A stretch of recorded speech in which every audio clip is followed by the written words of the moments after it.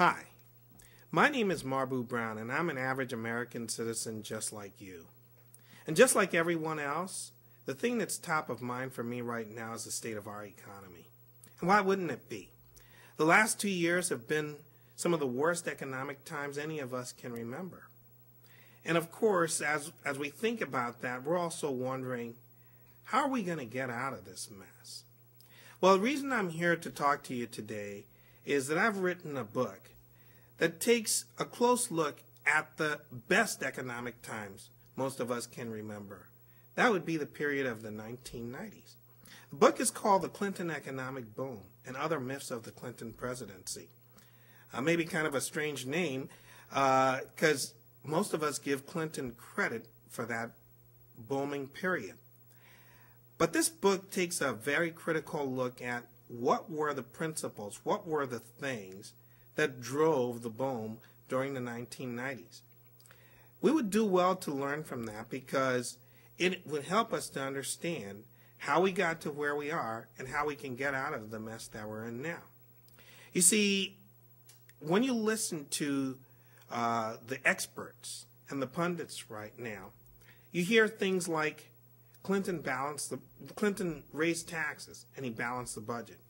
You hear things like we need to spend our way out of this recession. But when we take a critical look at those times that were some of the best economic times we can remember, does it really corroborate these pieces of advice that we're getting?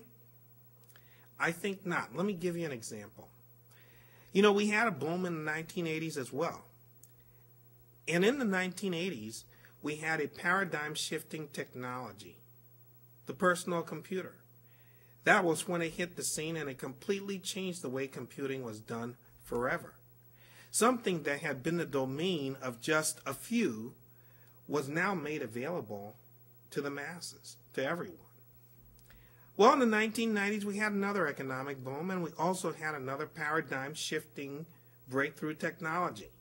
And that was the internet revolution, right? It changed the way we market stuff. It changed the way we sell stuff. It changed the way that government services people. Changed so many things. Completely paradigm-shifting type of a technology.